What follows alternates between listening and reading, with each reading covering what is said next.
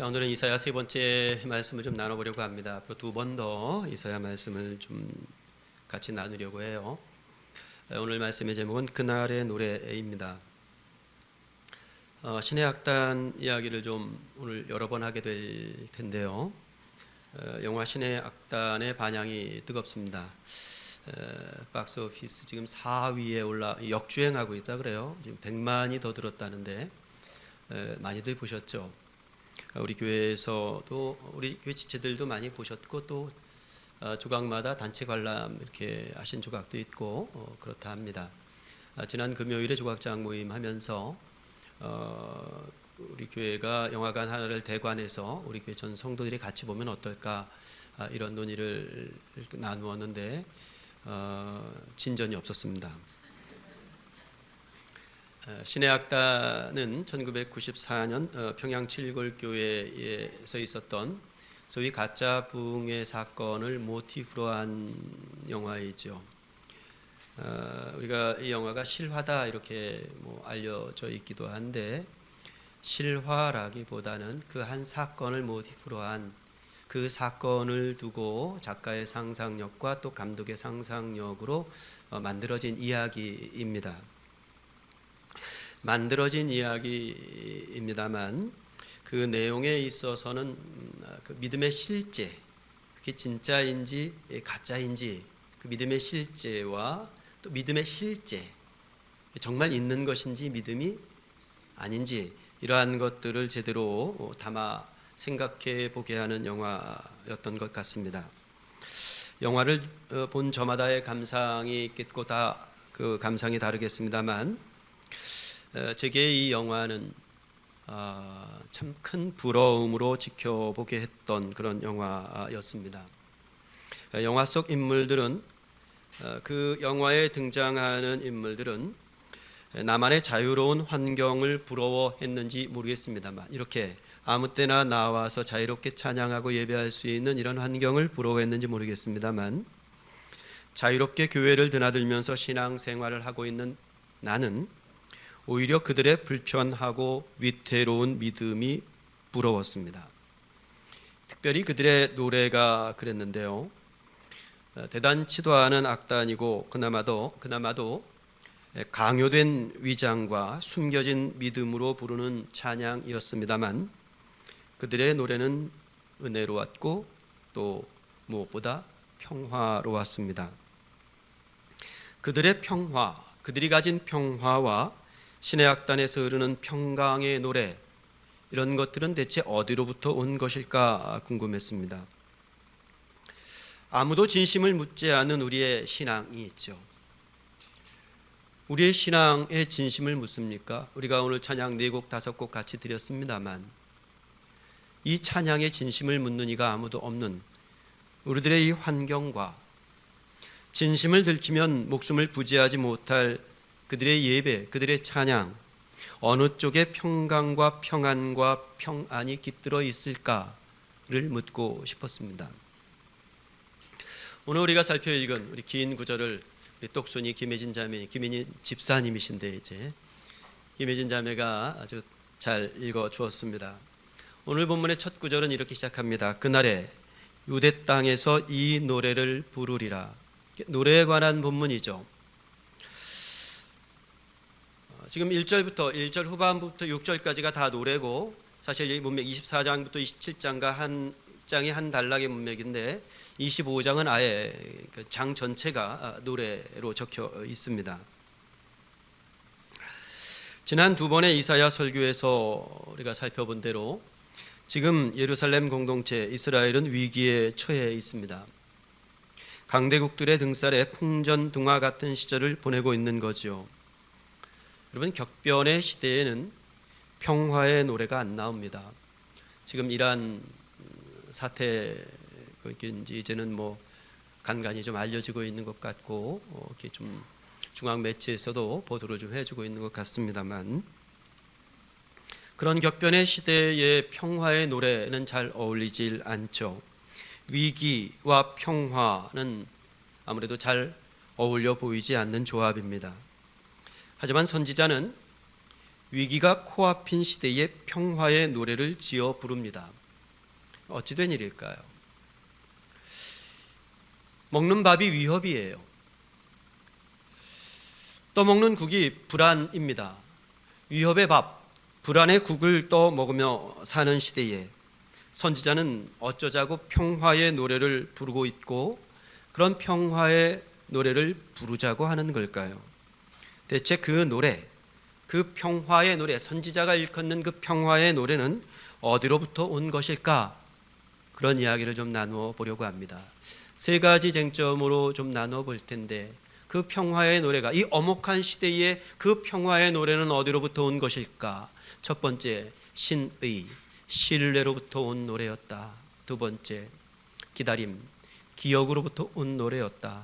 세 번째, 주의 손으로부터, 은혜로부터 온 노래였다라는 것을 살펴보려고 합니다. 먼저 그 노래는, 지금 선지자가 지어 부르는 평화의 노래는 신의, 신뢰로부터 오는 노래였습니다. 선지자의 노래는 이렇게 시작을 하죠. 1절 말씀인데요. 다시 한 목소리로 한번 읽어보겠습니다. 시작. 그날에 유다 땅에서 이 노래를 부르리라. 우리에게 견고한 성읍이 있으며 여호와께서 구원을 성벽과 외벽으로 삼으시리로다. 그날에, 그날을 상정해 두고 있습니다. 자, 이 이사야를 큰 틀에서, 우리가 지금 살펴보고 있는 이 본문의 문맥을 큰 틀에서 살펴보자면 1장부터 12장까지는 예루살렘 공동체, 이스라엘의 심판과 회복에 대한 말씀입니다. 그리고 지난 두 번째 설교에 우리가 살펴보았던 13장부터 23장까지 이야기는 예루살렘 공동체, 이 이스라엘 주변 나라들에 대한 심판과 회복에 대한 이야기입니다. 그런데 지금 오늘 우리가 본문으로 삼고 있는 이 26장은 24장과 27장까지의 문맥 속에 들어 있습니다. 24장부터 27장까지는 어느 특정한 시대와 공간을 일컫지 않고, 역시 심판과 회복에 대한 메시지는 동일하지만 온 우주적이고 또 종말론적인 관점에서 이 이야기를, 심판과 회복의 이야기를 기술하고 있습니다. 특별히 26장은 그리하여 그 날에, 종말론적 그 날에 하나님의 백성들이 어떻게 회복하게 될 것인지, 어떻게 구원을 얻게 될 것인지, 어떻게 평화를 누리게 될 것인지에 대한 이야기를 담아두고 있습니다. 애굽이며 아수르며 지금 살고 있는 지금은 그들의 성벽이 높고 또 견고해 보입니다. 무너질 것 같지 않은 성벽이어서 그들이 손으로 쌓은 성벽은 영원해 보입니다. 그들은 자기들이 쌓은 성벽 안에서 잔치를 벌이고 노래를 부르고 있습니다. 그런데 우리의 성벽은 초라하기 짝이 없습니다. 허물어진 성벽이죠. 다 무너진 성벽 안에서는 잔치를 벌이거나 노래를 부를 수가 없습니다. 겨우 입술을 벌려서 흐르는 노래는 탄식을 섞어 부르는 슬픔의 노래, 애가 뿐이었습니다. 하지만 그날이 오면, 그날에 그들의 성벽이 무너지고 우리에게 견고한 성읍이 세워질 거라고 선지자는 예언합니다. 하나님께서 친히 그 벽돌을 쌓으실 것이고 하나님께서 친히 그 벽돌이 되어 성벽 노릇을 해 주실 거랍니다.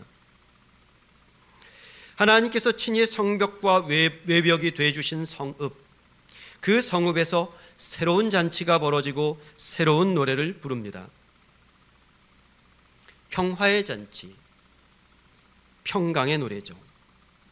왜 우리가 지옥 같은, 천국 같은 이 생활을 누리지 못하고 지옥 같은 생활을 누린다고 합니까? 우리가 내가 지옥 같아 할 때의 그 지옥은 대개 평화가 깨진 상태가 틀림이 없을 겁니다. 나랑 같이 사는 이 남편, 이 아내가 지옥 같다면 틀림없이 그 둘 사이에 평화가 깨졌기 때문이겠죠. 그런데 평화의 나라, 평강의 나라를, 그 성을 두툼하게 쌓아 놓으시고 친히 하나님께서 그 성벽이 되어주실 이 약속의 말씀이라면 그야말로 바람하지 않을 우리의 소망 같은 나라일 겁니다. 그런데 그 평화의 잔치, 평강의 노래에는 아무나 참여할 수 있는 잔치 혹은 누구나 부를 수 있는 노래가 아니더랍니다. 선지자는 그 평화의 노래, 평강의 잔치가 벌어지고 있는 그 잔치집 문지방을 넘을 수 있는 사람들을 이렇게 특정하고 있습니다. 26장 2절부터 3절까지의 말씀을 제가 읽어보겠습니다. 너희는 문들을 열고 신의를 지키는 의로운 나라가 들어오게 할지어다. 주께서 심지가 견고한 자를 평강하고 평강하도록 지키시리니 이는 그가 주를 신뢰함이니이다.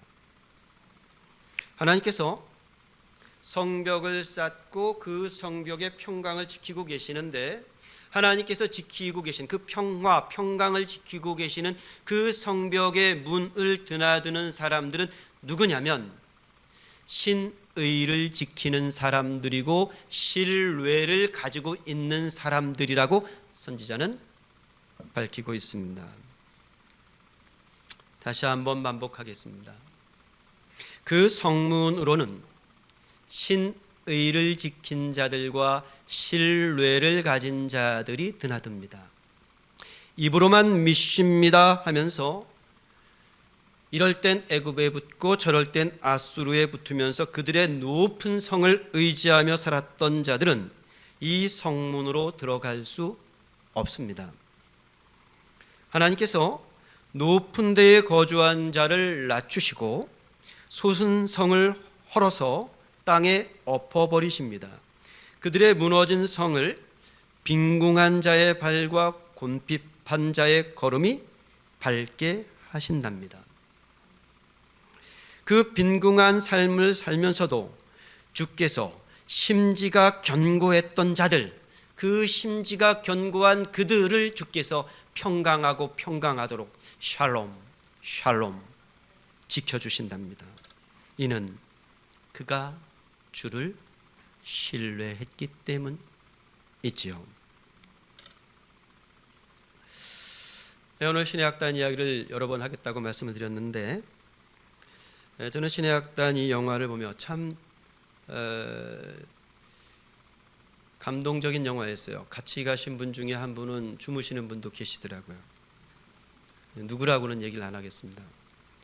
참 감동적인 영화였습니다만 다만 한 가지, 마지막 장면 처리가 굉장히 아쉬웠습니다. 지금 나오면서 바로 그 얘기를 했어요. 어떻게 마지막 장면 처리를 이렇게 했을까? 너무 아쉽다. 그러니까 이 영화 이제 보신 분들은 아시겠습니다만 마지막 장면이 이제 탈북하기 위해서 설산을 건너는 그런 장면이고, 또 이 악단을 보내주면서 그 책임으로 이제 목숨을 잃는 그런 장면들이지 않습니까? 그리고 맨 마지막 장면에 어느 대형 교회 화려한 이 강단에서 많은 사람들을 두고 이렇게 노래하는 그런 장면으로 이제 이 영화가 끝난단 말입니다. 그런 생각이 듭니다. 만약 그 신의 악단이 한국으로 탈북해서 한국으로 내려와서 초대형 교회의 그 화려한 강단에서 노래하면 그들의 노래에 온전한 평화가 깃들 수 있을까? 외려 그 반대가 아닐까? 우리가 신의 악단을 보면서 감동을 받고 은혜를 받고 눈물을 흘리는 까닭은 그 마지막 장면 때문이 아닙니다. 여러분, 그 마지막 장면 보면서 눈물을 흘리셨어요? 그 영화 보면서? 전혀요. 우리가 그 영화에 감동하고 또 그 영화에 공감하고 그 영화의 이 스토리가 부러운 까닭은 그 마지막 장면에 이르러서가 아니라 그 마지막 장면에 이르는 그 과정 때문이었습니다. 그 엄혹한 환경 속에서도 그들은 하나님에 대한 신의를 잃지 않았기 때문에 우리가 감동하고 있는 거예요.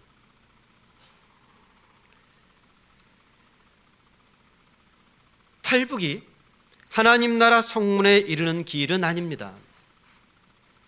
고난 피한 자리에 천국문이 열리는 게 아니라는 말씀입니다. 오히려 고난을 겪으면서도 신의를 잃지 않는 그 믿음의 자리에 천국문이 열리고 그 문을 따라 샬롬 샬롬 평화의 노래가 흐르는 겁니다. 그리하여 그날의 노래, 평화의 노래는 신의 신뢰를 따라 찾아옵니다. 그게 첫 번째 이야기. 한편 그 노래는 기다림, 기억으로 찾아오기도 합니다. 26장 8절 말씀을 같이 한번 읽어보겠습니다. 함께 읽죠. 시작. 여호와여, 주께서 심판하시는 길에서 우리가 주를 기다려 싸우며 주의 이름을 위하여 또 주를 기억하려고 우리 영혼이 사모하나이다. 제가 다시 한번 읽을 텐데 두 낱말에 방점을 찍어서 강조를 하면서 읽을 겁니다. 그 낱말을 찾아내시는 분은 이따 나갈 때 빵 하나씩 가져갈 수 있도록 해드리겠습니다. 여호와여, 주께서 심판하시는 길, 주께서 심판하시는 그 길목에서 우리가 주를 기다려 싸우니 주의 이름을 위하여 또 주를 기억하려고 우리 영혼이 사모하나이다. 어디에 방점이 찍혀 있습니까? 기다림과 기억. 기다림의 주제는 25장, 지금 우리가 26장을 읽었는데 25장에도 나오고 다음 주에 우리가 살펴볼 30장에서도 반복됩니다. 어제 돌방 본문이 이사야 30장이었죠. 기다림에 관한 주제는 30장 다룰 때 그때 다시 한번 살펴 읽기로 하겠는데 다만 한 가지를 좀 짚고 넘어가겠습니다. 기다림은 기억으로부터 나옵니다. 기다림과 기억은 아주 잘 맞는 짝꿍이에요. 이를테면 저랑 제 아내 같아요. 왜 이렇게 당황스러워 하시죠? 우리 김태윤 집사님과 고영희 집사님 같습니다. 더 당혹스러우신가요? 네, 우리 김영주 이길자 같습니다. 참 잘 어울리는 짝꿍이에요. 기다림으로부터 기억이 나옵니다. 그날 하나님의 성문으로 들어가는 자들은 주께서 심판하시는 길, 그 길목에서 주를 기다리고 있습니다. 제가 이 구절을 여러 번 가만히 묵상하며 읽어가면서 이 구절로 연상되는 장면을 한번 떠올려 봤어요. 주께서 심판하시는 길목이 있어요. 주께서 심판하시는 길목에서 기다린다는 게 어떤 모습일까? 엄혹한 시절을 지내면서 어디 꽁꽁 숨어 있다가 어느 날 갑자기 뛰어나와서 대한독립 만세를 부르는 장면, 그런 건 아닐 것 같습니다. 그게 주께서 심판하신 길목에서 기다리고 있는 그런 이미지는 아닌 것 같아요. 이를테면 신의 악단 단원들의 기다림을 좀 한번 생각해 보겠습니다. 그들의 기다림은 눈 덮인 산을 넘고 또 꽁꽁 언 강을 건너서 탈북에 성공하고 나서 그 큰 교회의 화려한 문을 열고 그 옆에 서서 기다리는 기다림은 아니었을 것 같다는 말입니다. 남한의 초대형 교회의 강단에 올라서 눈부시도록 화려한 조명을 받으며 빵빠레를 울리는 기다림, 그런 기다림은 아니었을 것 같습니다. 그들의 기다림은 성경 한 구절을 마음대로 읽을 수 없고 또 찬양 한 소절을 마음껏 부를 수 없는 그 엄혹한 환경을 내 몸과 발로 디뎌가며 사는 그 시절의 기다림이었을 겁니다. 그게 이어지는 이사야의 말씀이에요. 밤에 내 영혼이 주를 사모하여 싸운즉 내 중심이 주를 간절히 구하오리니 이는 주께서 땅에서 심판하시는 때에 그 심판의 길목에서 세계의 거민이 의를 배움이니. 밤에 경구와 같은 말씀이겠습니다만 여러분, 그날의 기다림이라는 건 오늘의 기다림이에요.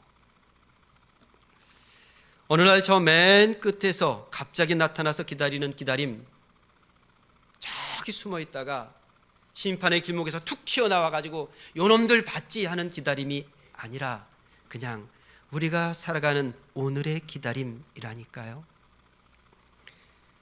지금 여기의 기다림, 그런데 지금 여기는 아직 캄캄한 밤입니다. 그래서 기다리는 거예요. 이 어둠을 걷어내고 환한 아침을 밝히는 한 줄기의 빛은 그 캄캄한 밤에 기다리는 겁니다. 그래서 기다리는 거죠. 그냥 마냥 기다릴 수 없어서, 우리는 그냥 마냥 기다릴 힘이 없어서 하나님을 기억하며 기다리고, 하나님의 말씀을 기억하며 기다리고, 하나님의 약속을 기억하며 기다리고, 하나님의 환상을 기억하며 기다리는 거예요. 오늘이 2월 둘째 주일인데요, 2월 둘째 주일을 맞이했는데도 아직 엄동설한입니다. 제가 어젯밤 설교 원고를 마무리하면서 집에 이제 걸어가야 되는데 이게 이 온도가 얼마나 될까 하고 이렇게 휴대폰 만져보니까 영하 13도더라고요. 아주 추웠어요, 집에 가는 길이. 근데 오늘 아침에 나오는 길은 더 춥더라고요. 그래서 한참을 오다가 도대체 어제 밤보다 왜 더 추워 하고 살펴보니까 오늘 아침은 17도라고 적혀있더라고요. 영하 17도. 엄청 추우시죠? 지금.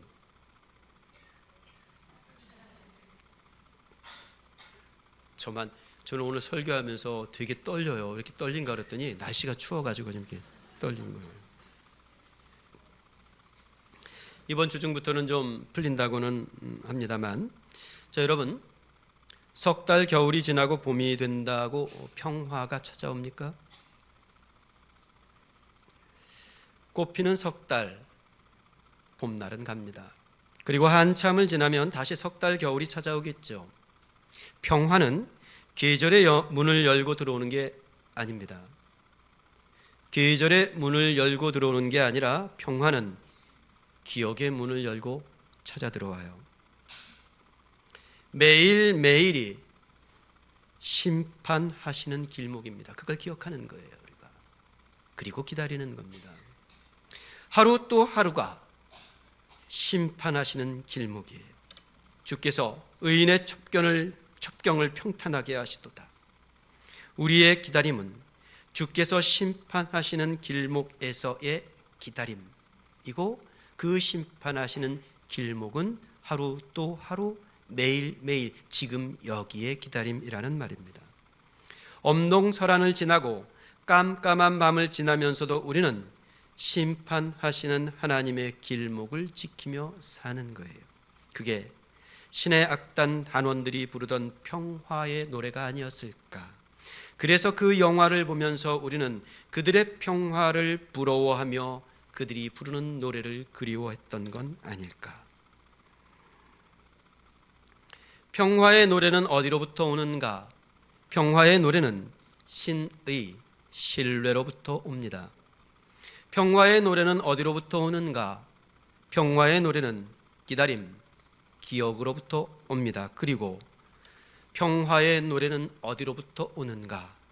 그 노래는 주의 손으로부터, 그분의 은혜로부터 이 땅에 찾아옵니다.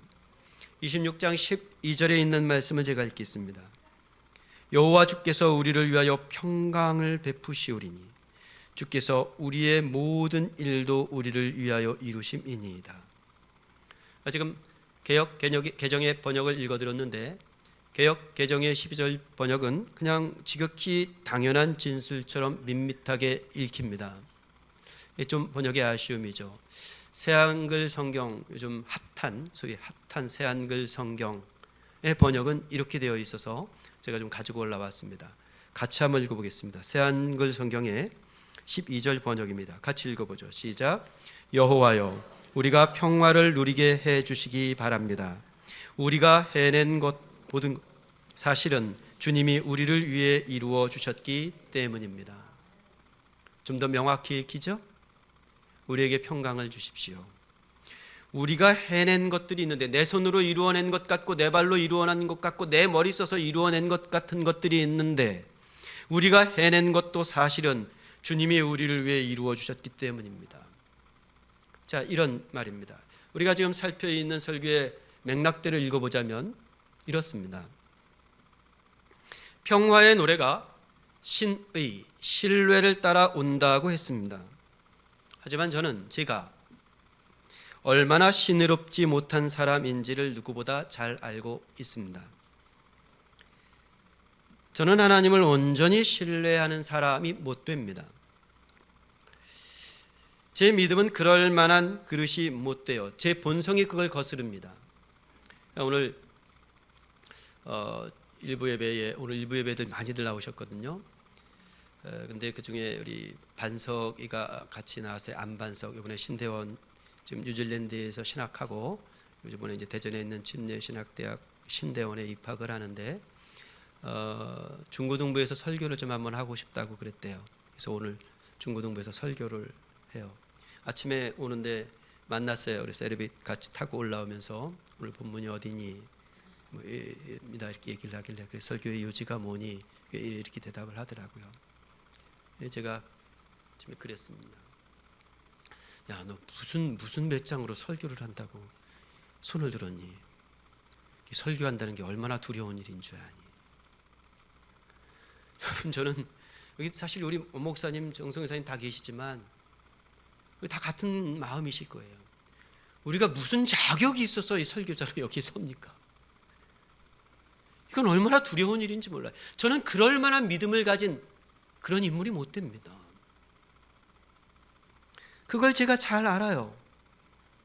그럼에도 내가 하나님을 신뢰하며 그날을 맞을 수 있다면 그건 내가 신의로운 사람, 내가 누구보다도 신의로운 사람이었기 때문이 아니라 하나님의 온전한 신의가 나의 모자란 신의를 도와주셨기 때문이겠죠.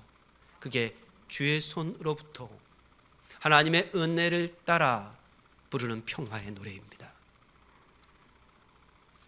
평화의 노래는 기다림, 기억을 따라온다고도 했습니다. 그런데 저는 기억이 온전한 사람이 못 됩니다. 고백컨대 저는 제가 지난 주일 한 설교의 제목도 기억 못할 때가 많습니다. 진짜냐고요? 진짜입니다. 그래서 가끔 금요일 밤에 리더들 조각장 모여서 지난주 설교한 것 이렇게 쭉 제목 이렇게 얘기하면 저도 가물가물해요.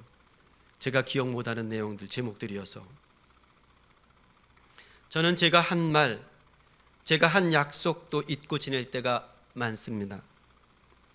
저는 오름에 대한 기억도 흔들릴 때가 많습니다. 저는 오름, 진리, 정의를 따라 무소의 뿔처럼 그냥 뚜벅뚜벅 그 길만 걷는 사람이 못 됩니다.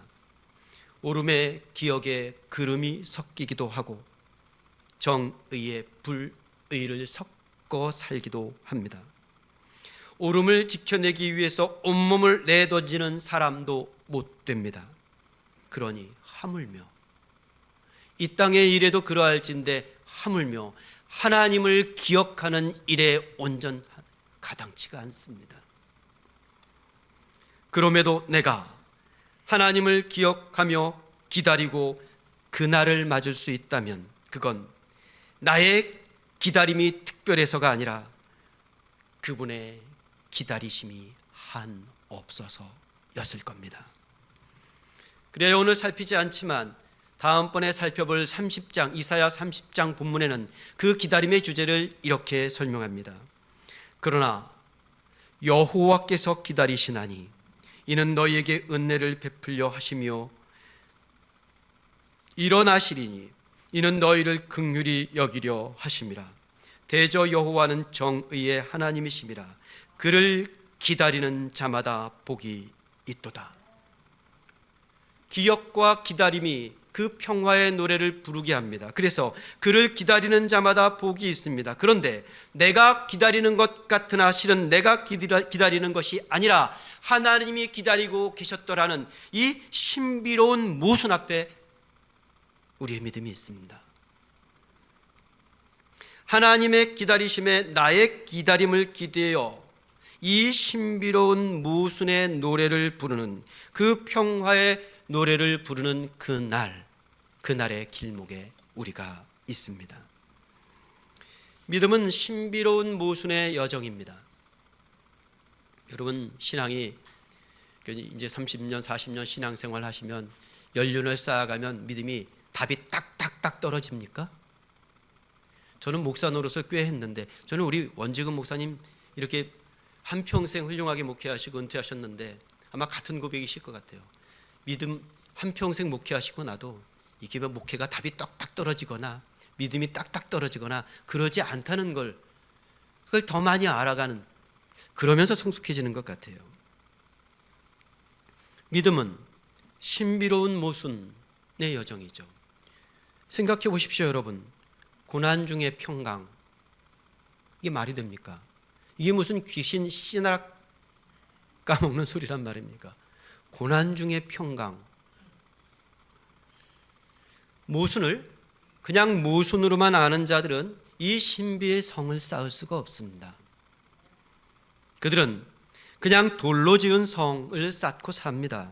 그게 못 믿어서 콘크리트 성벽을 쌓고 고난을 막아서려고 합니다. 그들에게 고난은 그냥 재앙일 뿐입니다. 고난 중에 평강, 그런 거 모릅니다. 하지만 우리는 압니다. 신의 악단 난원들이 부르는 노래에 우리의 눈물이 젖은 까닭은 이 신비로운 모순을 우리도 알기 때문이지요. 내가 누려왔던 모든 것들이, 내가 지나왔던 모든 시간이, 내가 걸어왔던 모든 순간이 당연한 것 아니라 은혜였소. 아침 해가 뜨고 저녁의 노을, 봄의 꽃 향기와 가을의 열매, 변하는 계절의 모든 순간이 당연한 것 아니라 은혜였소. 모든 것이 은혜, 은혜, 은혜, 한없는 은혜. 내 삶에 당연한 것 하나도 없었던 것을 모든 것이 은혜, 은혜였소. 이 노래를 혁명적으로 부르던, 영화를 보신 분들, 내가 걸어왔던 혁명적으로 부르든 아니면 서정적으로 부르든 그들은 그들에게 깃든 은혜의 신비가 모든 문제의 답이 되었습니다. 주의 손, 은혜를 따라 평화의 노래가 찾아옵니다. 말씀을 정돈해 보겠습니다. 견고한 성벽, 높은 성을 쌓고 사는 사람들, 노래는 늘 그들의 차지인 것 같습니다. 잔치가 그들의 것이기 때문일 겁니다. 하지만 하나님의 심판이 임하면 그들의 잔치가 끝납니다. 잔치 끝난 그들의 밥상에서는 더 이상 노래가 흐르지 않습니다. 솟구치는 기쁨이 그치고 즐거워하는 자리가 끊어지고 수금 타는 기쁨이 그칠 것이라고 선지자는 예언합니다. 포도주와 독주를 마시면서 부르던 그들의 노래방은 이제 영업 정지가 됩니다. 이제 새로운 노래방에서 새로운 손님이 새로운 노래를 부르게 될 겁니다. 땅 끝에서부터 노래하는 소리가 우리에게 들리기를 의로우신 이에게 영광을 돌리세 하도다 하는 노래입니다. 그날의 노래는 누구의 노래일까요? 솟은 성, 높은 데 거주하던 자들의 노래는 아닐 겁니다. 그날 그들은 노래가 아니라 통곡을 하게 될 겁니다. 신의, 신뢰를 따라 산 자들의 노래, 기다림, 기억으로부터의 노래, 주의 손으로부터 내려온 은혜를 따라 산 자들의 노래. 저들의 잔치가 끝난 자리에 새로운 잔치가 열립니다. 만군의 여호와께서 이 산에서 만민을 위하여 기름진 것과 오래 저장하였던 포도주로 연회를 베푸시리니 곧 굴수가 가득한 기름진 것과 오래 저장하였던 맑은 포도주로 하실 것이며, 저는 천국이 임하면 꼭 이 포도주를 마셔보고 싶습니다. 그 포도주 맛이 얼마나 기가 막힌지를 쩝쩝 입맛을 다시면서 같이 건배를 해보고 싶습니다. 미리 저에게 그 천국을 맛보여주고 싶으신 분들은 좋은 와인집에서 와인 한 병을 사다 선물해 주시면 되겠습니다. 아멘 하신 분들은 꼭 실천하시기를, 특별히 우리 여기 계신 목회자들에게도 다 와인 한 병씩을 선물해 주시기를 주 예수 그리스도의 이름으로